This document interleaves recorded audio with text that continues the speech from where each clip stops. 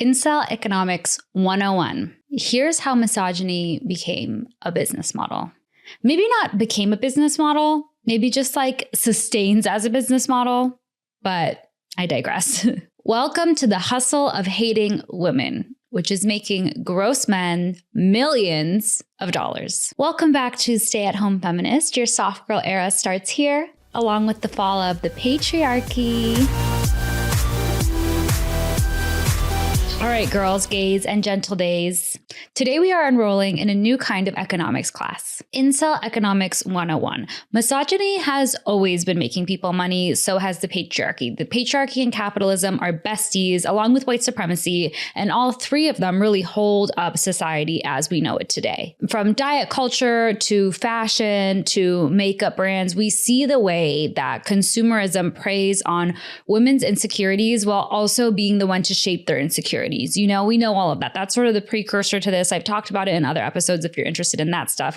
Today, we're going one step further and talking about the incels of it all, the red pill of it all, and how this rise in these hateful, misogynistic beliefs are actually making some men money and some algorithms lots of money. Something men have typically just done for free, like golfing or interrupting women mid-sentence, has gone from a societal norm to a whole profitable industry.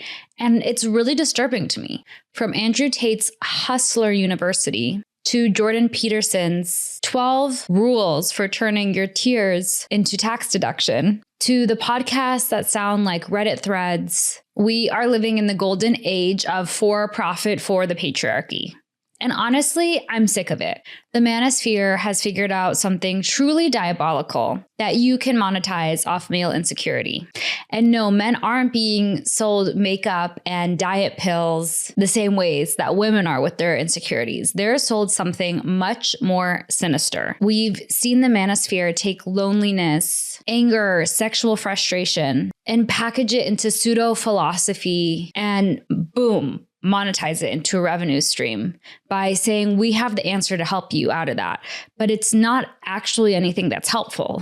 The answer is let's blame women. The answer is let's blame immigrants, not let's actually help that loneliness, that wound, that ache within you. Let's follow the money because the patriarchy isn't just a belief system. Right now, we're seeing it manifest as a subscription service. The new economy, the internet economy, it doesn't sell misogyny as hate. It sells it as self-improvement. They call it men's empowerment, high-value man training, masculine restoration. But when you strip away the marketing, when you strip away the manipulation, you really see that these men are asking other men to pay them, saying, give me your money and I'll teach you how to blame women for all your problems. Welcome to the free market of female hate. Let's start with the crown prince of the mess that is the Manosphere, Andrew Tate. This man really went online with his whole chest and was like, what if your inability to socialize and talk to women isn't your fault? What if it's women's fault? What if it's feminism's fault? And for $49.90 a month, he'd teach you how to escape the matrix, which, plot twist, was just him convincing you to post his clips for free and do some free labor for him, be a part of his little tribe. People really bought into what he sold. And one of the things he sold was Hustlers University, which obviously wasn't an education platform. It was a pyramid scheme where you were asked to join the course, repost Tate's content with the goal of recruiting more people under you. See how pyramid shaped? Yeah. And it was working pretty well until he got arrested. Before Andrew Tate got arrested, he was pulling in tens of millions of dollars a month. He seemingly turned every angry man with a Wi-Fi into a walking marketing team for his business, but also for his mentality. He didn't just build a fan base, he built an ecosystem of outrage. Andrew Tate built an empire by telling insecure men that feminism stole their power and that he could sell it back to them for a little less than $50 a month. His glorified pyramid scheme of a business turned teenage boys into unpaid marketers reposting his misogyny for clout. And he did this pretty easily, unfortunately. All he really needed was misogyny, money porn, and a multi-level marketing scheme disguised as mentorship.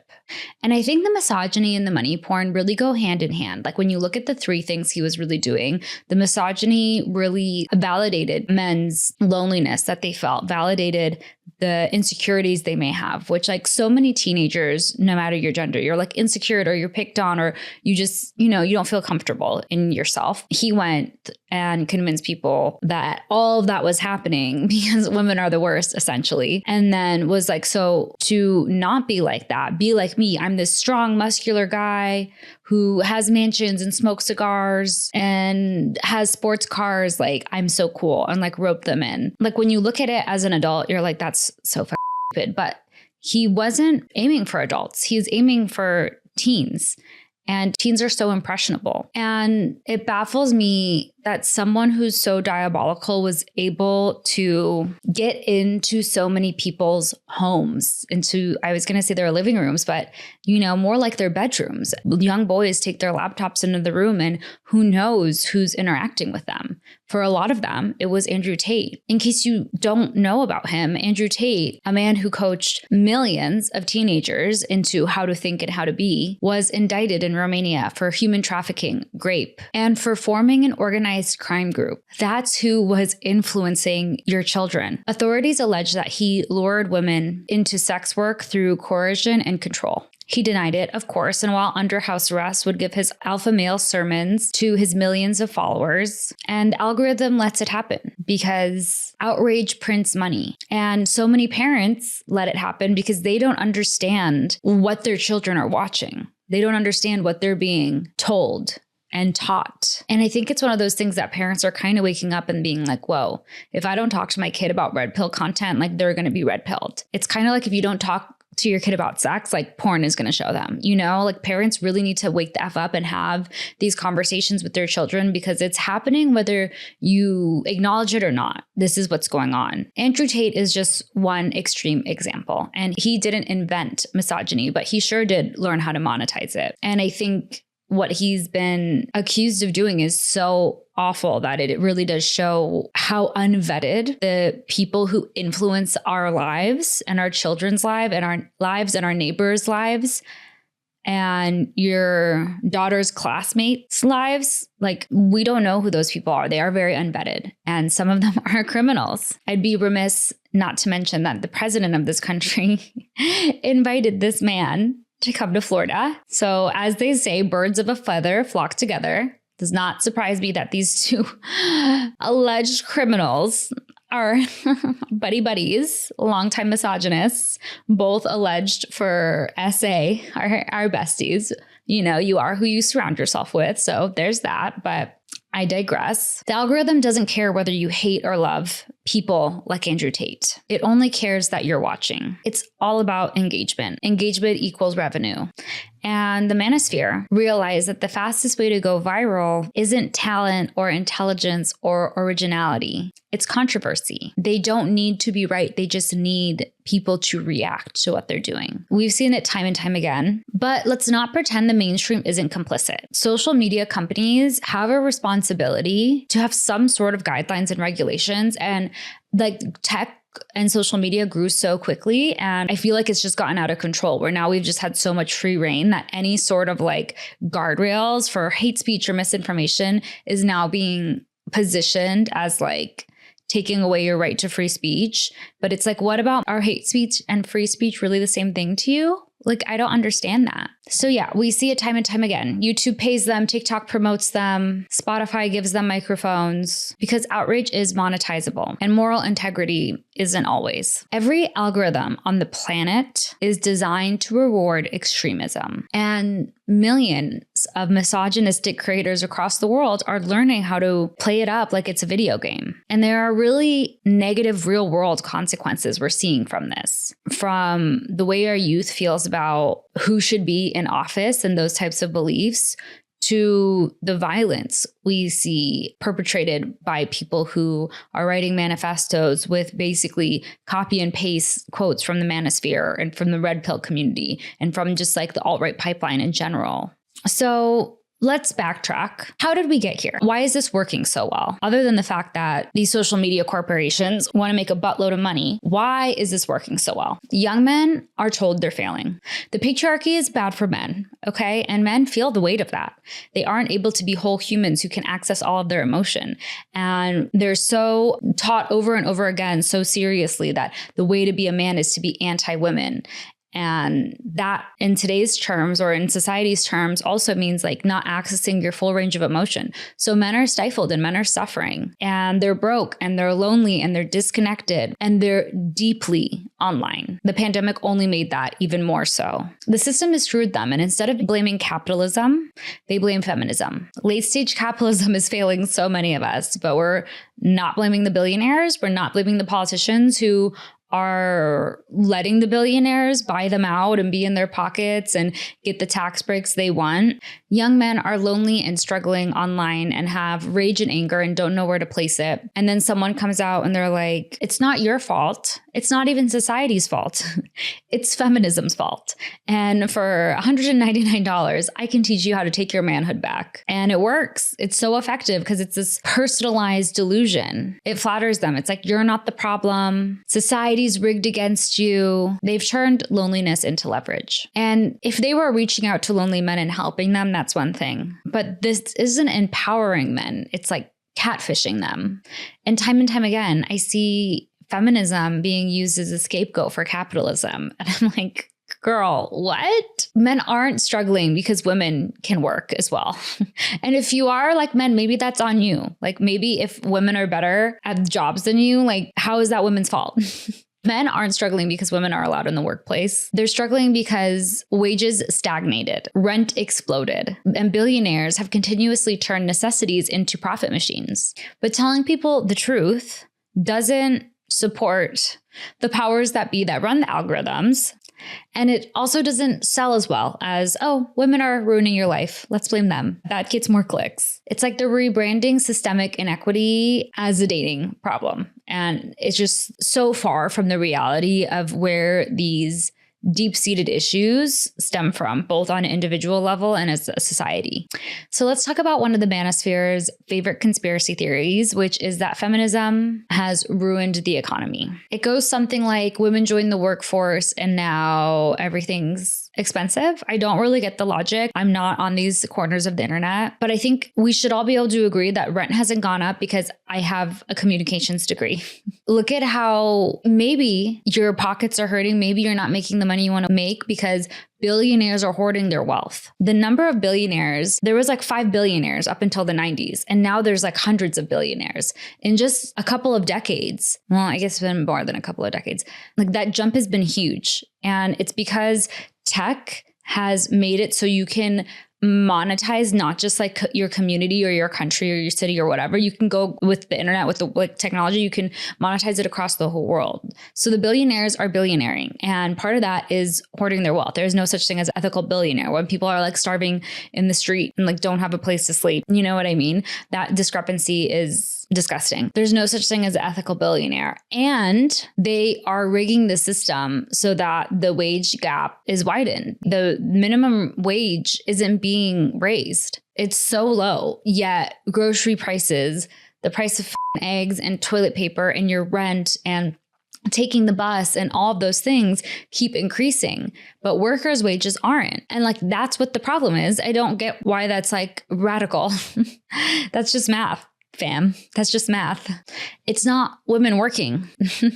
And they love to say that feminism destroyed the nuclear family, like the traditional household, and that was like the beginning of the end, I guess is sort of their theory here. But what's really happened is that capitalism has destroyed affordable living. For most of the men who feel this way, like, could you even support a wife and family off your income? Like, a lot of the reason women are working today is because they want to and they can, but a lot of people need dual income families, like, to survive in today's economic climate. Wages have been stagnated. Healthcare has been privatized. Childcare costs rival college tuitions. And instead of asking billionaires why they need 17 yachts, insecure men are asking women why they don't want to stay home making sourdough and why they have to work. But this is the oldest trick in the book. When the system screws everyone, blame the people with less power, not the most power. That's how they keep getting away with it.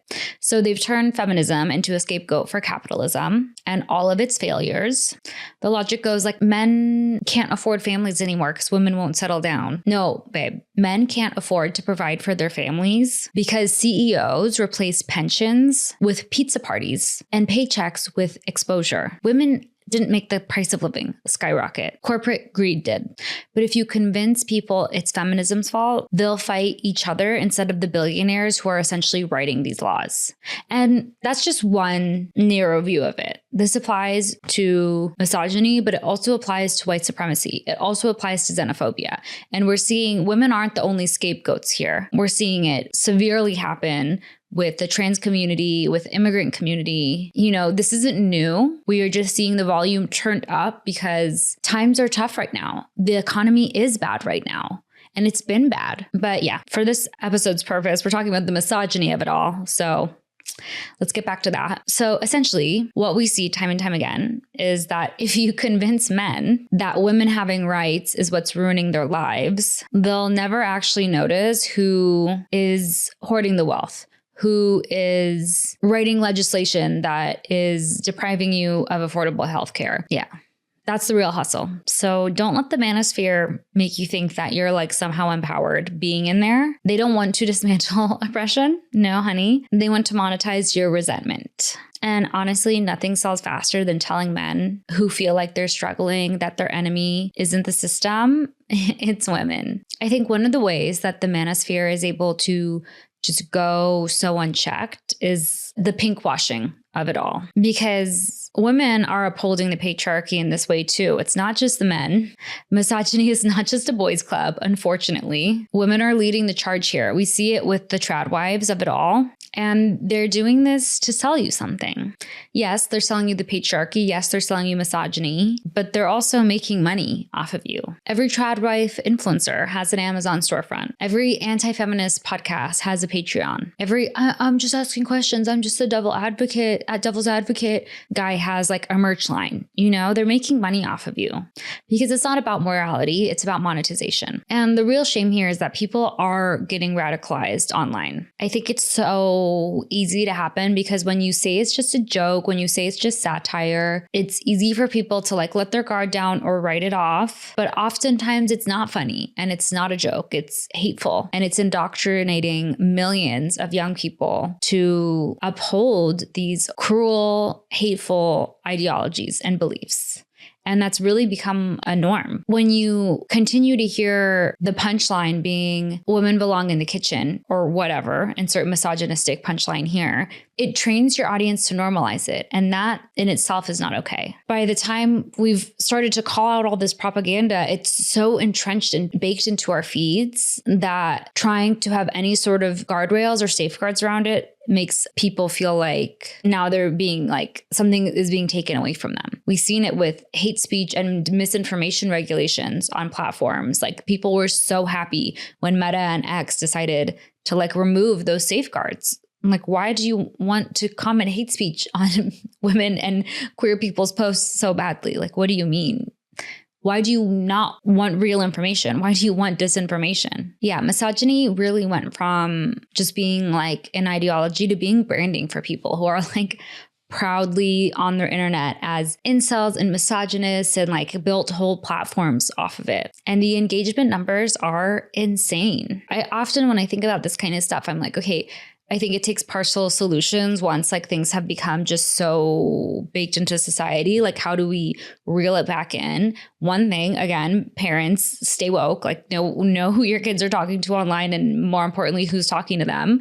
But also like we need to find a way to reel in or hold the algorithms accountable, because I don't think people understand how out of control this really is. And the real puppet master here is the algorithm of it all. It doesn't sleep. It doesn't eat. It doesn't care about democracy. The algorithm just cares about you being glued to your screen. The attention economy needs attention because now it's so normal that we are going to be on our phones getting all of this information. Like, I probably watch a bajillion videos a day and half of them are ads, half of them are this, half of them are that. And it's like we are getting fed so much information that we haven't stopped to be like, what am I inputting?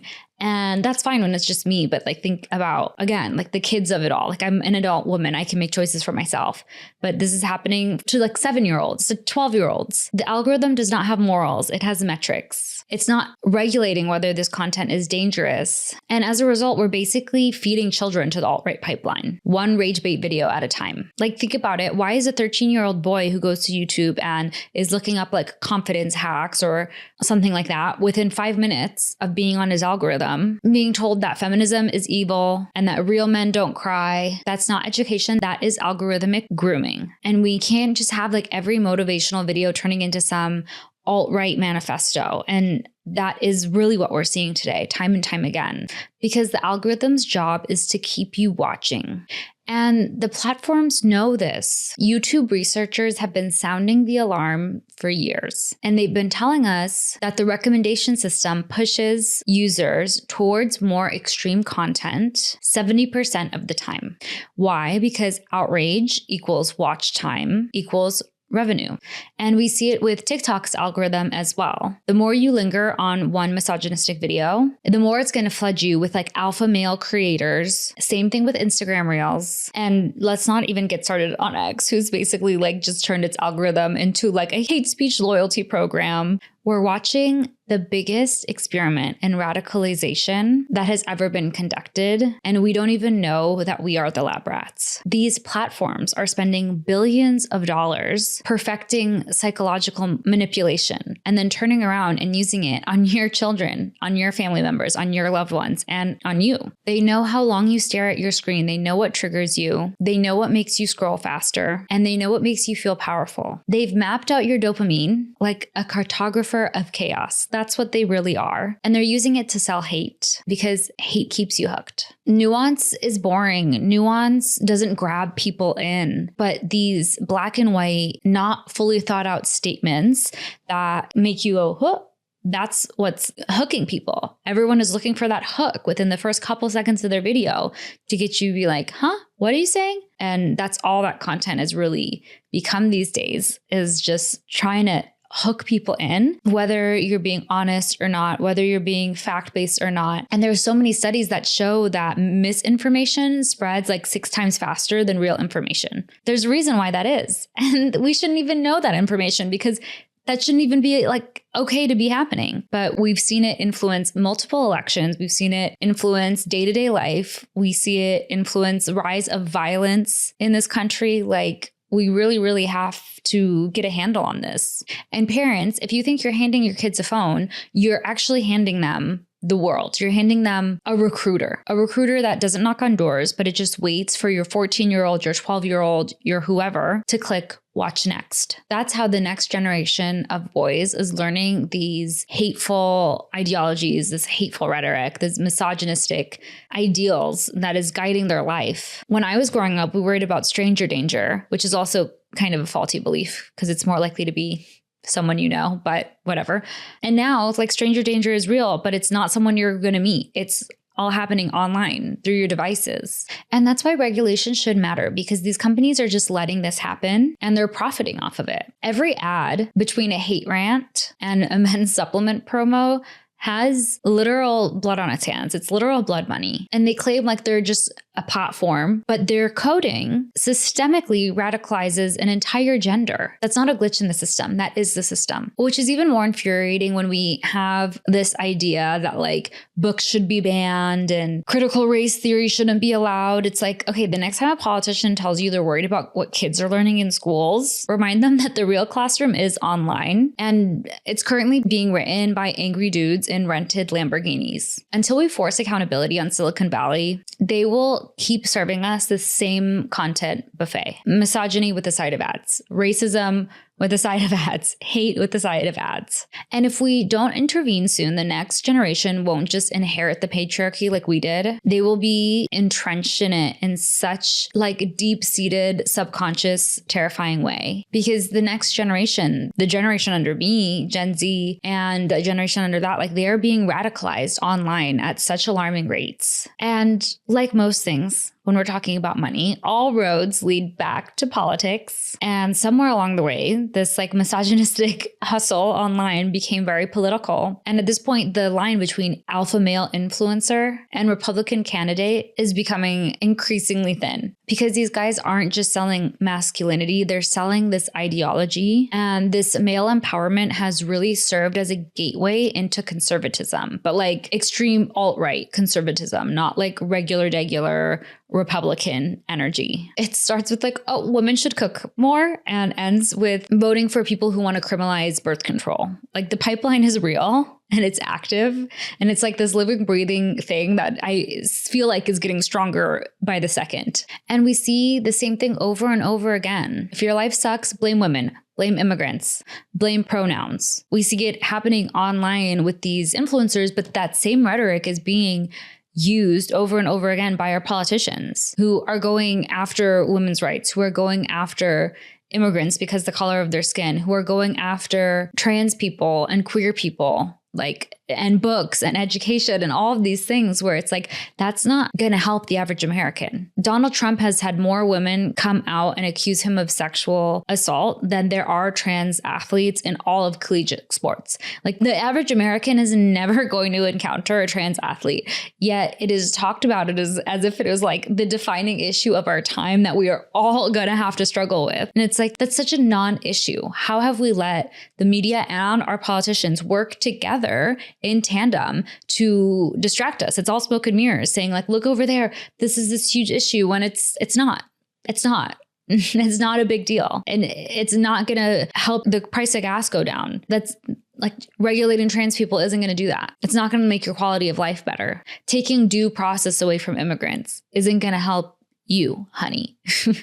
And you know, it's funny, the same men who are screaming about like the cabal and the elites and draining the swamp are literally taking billionaire money to spread propaganda. Like, bro, I don't know how to hold your hand when I say this, but you are the matrix, actually. There's an entire industry of right-wing influencers funded by think tanks and political donors to make right-wing extremism look cool. We've seen this with Turning Point USA, PragerU, Daily Wire. They're not independent voices. Those are marketing arms. They dress hate speech up as freedom of speech. They make bigotry sound like bravery. And they're all getting paid a lot of money to make young men angry enough to vote against their own interests. Because the more time men spend blaming women for all their problems, the less time they spend asking people like Jeff Bezos why rent costs more than their salary. So who is paying the price for all of this? First of all, young men. The very audience these leaders, these influencers are claiming to save are the most hurt by this.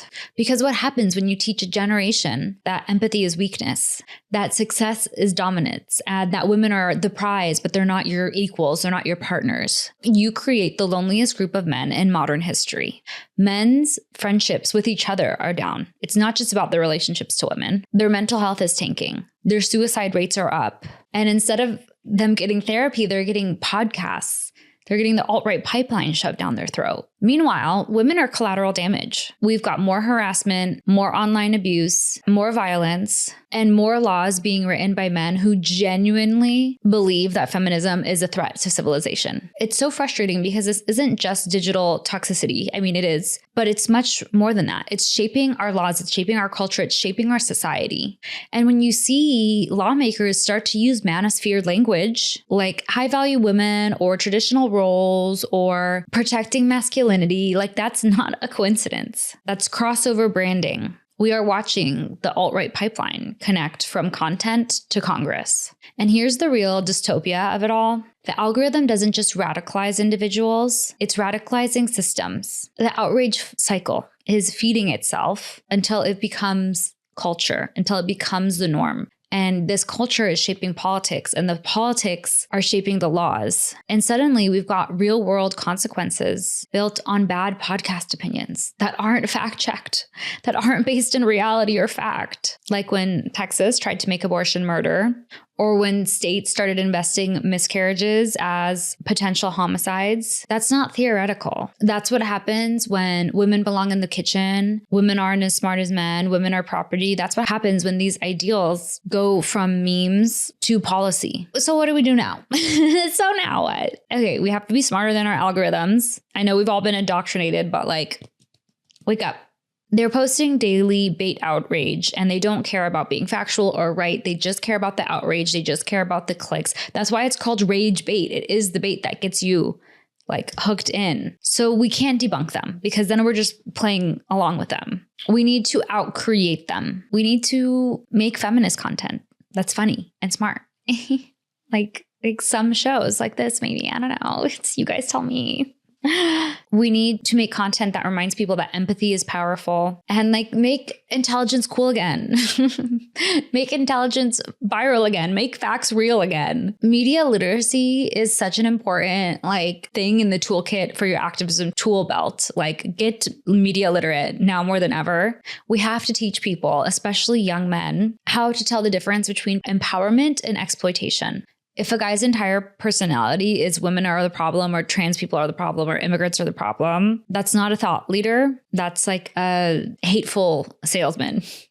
And most importantly, we need to call it what it is. This is propaganda. Because every time we treat this like just another opinion on the other side of the aisle or whatever, we're legitimizing it. Hate speech doesn't deserve a debate stage. It doesn't deserve a platform. And of course, free speech matters, but free speech doesn't mean free advertising for fascists.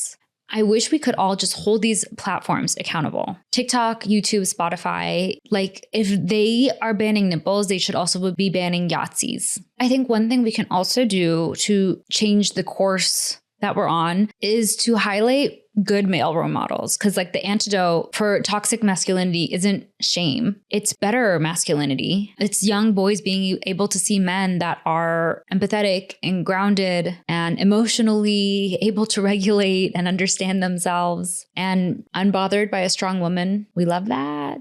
And I think a very important part of all of this is also touching grass and like resting and logging off because you will burn out trying to fix the whole internet. We can't do that, but we can take partial solutions that all start from ourselves and then our loved ones in our community and grow it outwards. And in between that, you know, have a nice little nap. Because the patriarchy thrives on exhaustion. It wants you too tired to fight, too overwhelmed to care, and too anxious to imagine anything better. But we can do better, and we should do better, and we will do better. So yeah, just refuse to let the algorithm own your brain. You are in control here too. And remember that the people that promote these hateful ideologies are terrified. And that's why they're doing this. They're insecure and they're scared. They see the shift. They see women who know their worth and know that they don't need a man to be happy. They see queer voices leading movements and they can tell that their old world is dying. So they sell nostalgia disguised as wisdom, but neither is true. And it's all just the patriarchy. So don't be fooled. Anyways, thank you so much for diving into Incel 101 with me. This was just 101. This is just scratching the surface. I feel like there's so much more here, but I wasn't sure what my audience would be interested in learning about when it comes to this topic, because unfortunately the alt-right pipeline, which I've done some previous episodes on, go check them out, have really affects so many levels of our life today. And it's so normalized and entrenched in everything that it's hard to avoid. So yeah, let me know what else you'd like to see on this topic and let me know what you thought of this episode. Like, comment, subscribe, do all the things. Thank you so much for watching this episode of Stay at Home Feminist. See you next week. Bye.